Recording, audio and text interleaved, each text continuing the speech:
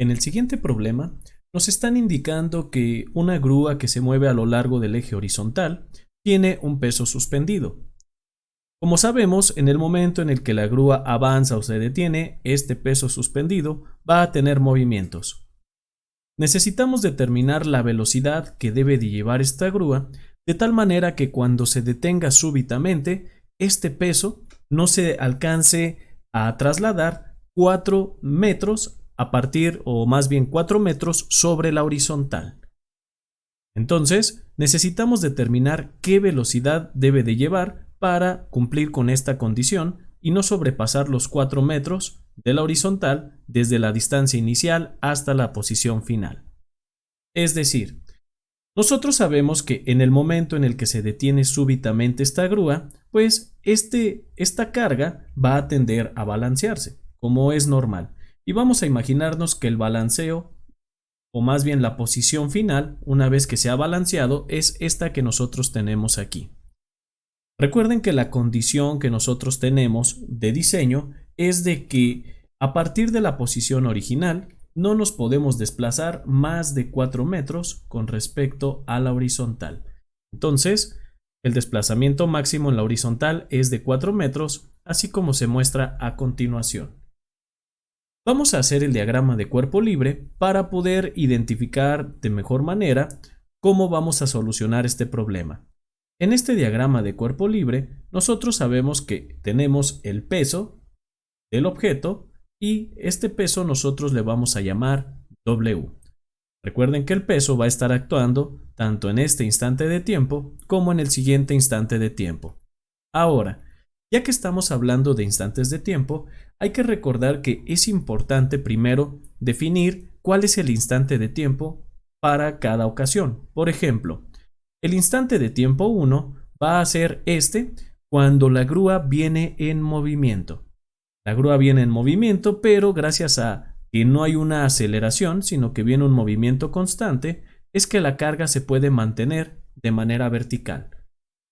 En eso se frena súbitamente y la carga se ha movido, y a este instante de tiempo nosotros le vamos a llamar instante de tiempo 2. Cada vez que nosotros analizamos un ejercicio de esta naturaleza, vamos a necesitar 2 instantes de tiempo para analizar y obtener la solución. ¿Y esto por qué? Porque hay que recordar que cuando nosotros trabajamos con la ecuación de trabajo y energía, nos dice lo siguiente: la energía cinética en el instante de tiempo 1 más el trabajo que se va a ejercer del instante 1 al instante 2 es igual a la energía cinética en el instante 2. Como pueden ver, gracias a esta ecuación que llamamos ecuación de trabajo y energía, nosotros podemos determinar 2 instantes de tiempo, que es lo que necesitamos hacer. Así que bien, una vez que nosotros ya tenemos esta ecuación, vamos a desglosar cada uno de los términos. Primero, vamos a poner T1. T1, como sabemos, es la energía cinética que existe en el instante de tiempo 1. ¿Y cómo la representamos? Pues hay que recordar que la energía cinética se representa como un medio de la masa por la velocidad al cuadrado. Y el trabajo se representa con una letra U y sabemos que es una fuerza por una distancia. Entonces, si nosotros desglosamos esta ecuación, vamos a comenzar con T1. Y sabemos que la energía cinética en el instante 1 es de un medio de la masa por la velocidad 1 al cuadrado. No conocemos ni la masa, tampoco conocemos esta velocidad 1, de hecho es la que queremos conocer, que es la velocidad que lleva el objeto antes de detenerse súbitamente. Después, vamos a continuar con la energía cinética en el instante de tiempo 2. ¿Y qué pasa con esta energía cinética? Que como sabemos, la grúa se ha detenido y al detenerse la grúa, pues la velocidad es de 0. Entonces, eso quiere decir que en el instante 2 no vamos a tener nosotros energía cinética. Por cierto, como lo que estamos analizando nosotros más que la grúa es la carga, que sabemos que sí, se detiene, pero justamente una vez que se ha detenido, la carga se sigue moviendo sin ningún problema hasta llegar a este punto limítrofe. Recuerden que nuestro límite son 4 metros. Aquí es el límite, ingenieros, y hay un punto de transición. Por eso la velocidad es cero. ¿Y qué transición es? Como sabemos, un instante de tiempo antes de que la carga se detenga, la carga viene en esta dirección. Un instante de tiempo después, pues la carga empieza a descender. Entonces, como pueden ver, hay una transición del movimiento. Primero va hacia la derecha y hacia arriba, y después un instante de tiempo va a venir hacia abajo y hacia la izquierda. Pues, ¿qué creen? Que para que esta transición de movimiento pueda existir, obviamente la carga tuvo primero que detenerse y después cambiar de giro o cambiar de sentido. Y en este caso, pues justamente en ese punto de transición es cuando la carga se detuvo y por lo tanto esta velocidad 2 es de 0. Recuerden, nuestro análisis está en la carga más que en la misma grúa. Y si se preguntan de por qué la velocidad, por qué estamos considerando la velocidad de la grúa y no de la carga, porque recuerden que es la misma. Como se está trasladando y la velocidad es constante, pues la velocidad en cualquier punto de este sistema va a ser exactamente la misma. Así que bien, nosotros ya sabemos que la energía cinética en el instante de tiempo 2 tiene un valor de 0. Ahora, ¿qué pasa con el trabajo? Hay que prestar mucha atención porque nosotros sabemos que el trabajo ¿a qué es igual? Pues es igual a la fuerza y en este caso nosotros como fuerza tenemos un peso que va hacia abajo. Entonces vamos a tener a la fuerza por la distancia, pero presten mucha atención. Si nosotros pudiéramos trazar la trayectoria de esta carga, nos daríamos cuenta que más o menos sería en este sentido. Entonces, a lo mejor alguien estará pensando y diría, sí, la distancia sería este arco que se acaba de trazar en la trayectoria. La respuesta es que no. Esa no sería la distancia que nosotros necesitamos. Cuando nosotros analizábamos la teoría, hay que recordar que nosotros decíamos que para que pudiera existir trabajo, debería de haber unas ciertas condiciones. Entre ellas es que el movimiento tiene que ir en la dirección o la distancia tiene que ir en la dirección de la carga. ¿A qué me refiero con esto? Que para empezar, tanto la carga como la distancia tienen que estar actuando en la misma dirección. De lo contrario, no nos va a servir o no nos va a ejercer momento. Entonces, ¿qué pasa? Que lo que yo ocupo no es la distancia, el arco que se está generando. Yo ocupo la distancia que sea paralela a la carga, porque la distancia paralela a la carga es la que me va a producir trabajo. De lo contrario, no me va a producir trabajo. ¿Y cuál es esa distancia paralela a la carga? Aquí nosotros la podemos apreciar. Vamos a ver cómo hay una distancia aquí. Y la distancia que nosotros estaríamos utilizando, pues sería la distancia que vamos a tener en Y. Observen, aquí le voy a llamar Y a esta distancia. ¿Y por qué utilizaríamos esta distancia Y a partir del instante 1 al instante de tiempo 2? Porque si ustedes observan, justamente la distancia vertical es paralela a mi carga. Y esto nos va a dar como consecuencia, pues, una generación de trabajo. Ahora, hay que prestar mucha atención en un aspecto también muy importante. Hasta ahorita nosotros ya sabemos que es la fuerza por la distancia y la distancia tiene que ser paralela a la fuerza. Con esta expresión nosotros ya estamos representando el trabajo, pero ¿qué pasa realmente con el signo? Hay que recordar que cuando nosotros utilizamos trabajo, si tenemos un signo positivo, decimos que el sistema o sobre el sistema se está ejerciendo trabajo. Cuando nosotros obtenemos un signo negativo, decimos que en el sistema se está consumiendo trabajo. Entonces, ¿cómo sabemos cuando se ejerce o cuando se consume trabajo? Pues esto es muy simple. Cuando el movimiento va en la dirección de la carga, en ese momento decimos que se está ejerciendo trabajo. De lo contrario, cuando el movimiento va en sentido contrario a la carga, pues decimos que se está consumiendo trabajo.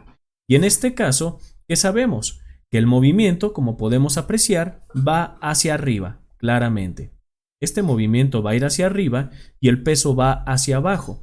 Es decir, van en sentido contrario, la fuerza, o mejor dicho, el movimiento con la fuerza. Y eso quiere decir, ingenieros, que entonces el sistema está consumiendo trabajo y esto tendría que tener un signo negativo. Ahora sí, nosotros ya tenemos todas las variables que intervienen en la ecuación de trabajo y energía. Vamos a sustituirlas. ¿Y qué tendríamos? Pues vamos a tener un medio de la masa por la velocidad 1, que es lo que deseamos encontrar, al cuadrado. Después, como pueden ver, tendríamos menos el trabajo y todo esto sería igual a 0. Pero yo no voy a expresarlo tal cual, sino que ya el trabajo lo voy a pasar hacia el otro lado de una vez. ¿Y qué tendríamos? Pues que esto es igual al trabajo.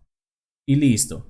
Vean cómo el signo negativo, pues al pasarlo hacia el otro lado de esta ecuación de trabajo y energía, pues prácticamente desaparece. De hecho, vamos a hacerlo paso por paso para que vaya quedando claro. Vean, esta es la energía cinética en el instante de tiempo 1. Después vamos a tener más el trabajo, que en este caso sería negativo. Entonces vamos a tener que es menos el trabajo y esto es igual a 0. Entonces ahora sí, vamos a decir que un medio de la masa por la velocidad 1 al cuadrado sería igual a ¿qué? A este término pasándolo hacia el otro lado como positivo. Pero también mucha atención.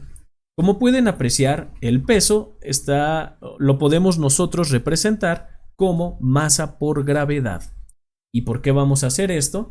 Porque como no conocemos la masa en el sistema, observen, si yo sustituyo el peso, en lugar de poner el peso W, lo sustituyo como masa por gravedad por la distancia y, pues entonces vean cómo esta masa, al pasarla hacia el otro lado, pasaría dividiendo. De tal manera que en la parte de arriba estaría multiplicando y en la parte de abajo estaría dividiendo. Entonces, estaríamos obteniendo prácticamente un 1. Y vean cómo ya no es necesario obtener la masa en el sistema. La hemos eliminado de esta manera. Entonces, vamos a despejar la energía cinética 1. ¿Y a qué sería igual? Pues es igual a 2 veces la gravedad por la altura. Hasta aquí nosotros conocemos la aceleración de la gravedad, conocemos el 2 y vamos a obtener la altura. ¿Cómo vamos a obtener esta altura? Pues muy bien, vamos a hacer algunos trazos auxiliares para que quede mejor explicado. Observen cómo yo voy a trazar una línea que sea totalmente horizontal, algo más o menos así. ¿Y qué sabemos de este triángulo que se está formando? Pues bien, sabemos que este lado, que sería la hipotenusa, tiene un valor de 10 metros. ¿Por qué? Porque es el tamaño del cable. Como pueden apreciar, pues no va a cambiar. Conocemos este cateto, que sería de 4 metros. Y ahora, ingenieros, como pueden ver, vamos a poder conocer este cateto. De tal manera de que 10 menos este cateto que vamos a encontrar ahorita me estaría dando la distancia que nosotros estamos buscando. Sería esta distancia y. Entonces encontremos este cateto para después restarle los 10 que es de toda la altura. Veamos, vamos a aplicar el teorema de Pitágoras. ¿Y qué sabemos de este teorema? Pues que para encontrar ese cateto vamos a llamarle b cuadrada al cateto. ¿A qué sería igual?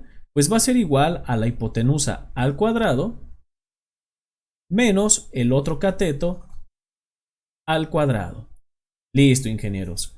De aquí nosotros podríamos despejar la b y el valor del cateto es de 9.165 metros. Entonces, este cateto b es prácticamente la distancia que vamos a tener desde el punto A hasta donde comienza la línea verde. Esa es B. Entonces, como ya lo habíamos mencionado, Y a qué va a ser igual. Que Y es la diferencia de alturas. vamos a tener que Y es de 10 metros, que es la altura total inicial, menos B, que sería la altura vertical una vez que el objeto se ha movido hasta el instante de tiempo 2. Entonces aquí vamos a poner menos 9.165 metros. Y el resultado de esa altura es de 0.834. Y estos son metros. Listo. Ahora, vamos a sustituir en esta ecuación y ¿qué tendríamos? Pues de hecho, vamos a despejar de una buena vez.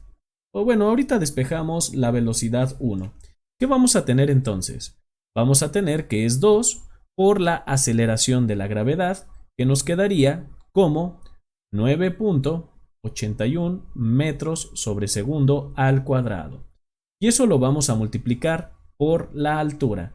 Y esa altura sabemos que tiene un valor de 0.834 metros. Y listo. Ahora sí, de aquí nosotros vamos a poder despejar la velocidad 1. Recuerden que a esta operación le tenemos que sacar raíz cuadrada porque este término elevado al cuadrado pasa al siguiente término o al siguiente lado como una raíz cuadrada. Y entonces la velocidad que nosotros estamos obteniendo es de 4.045. Las unidades son metros sobre segundo. Y listo, ingenieros. Como pueden apreciar, si la grúa lleva una velocidad inicial, o bueno, una velocidad constante de 4.045 y de pronto se detiene súbitamente, pues entonces sabemos que la carga se va a desplazar hasta 4 metros, no más. Y con esto estamos satisfaciendo la condición de diseño que nos están indicando.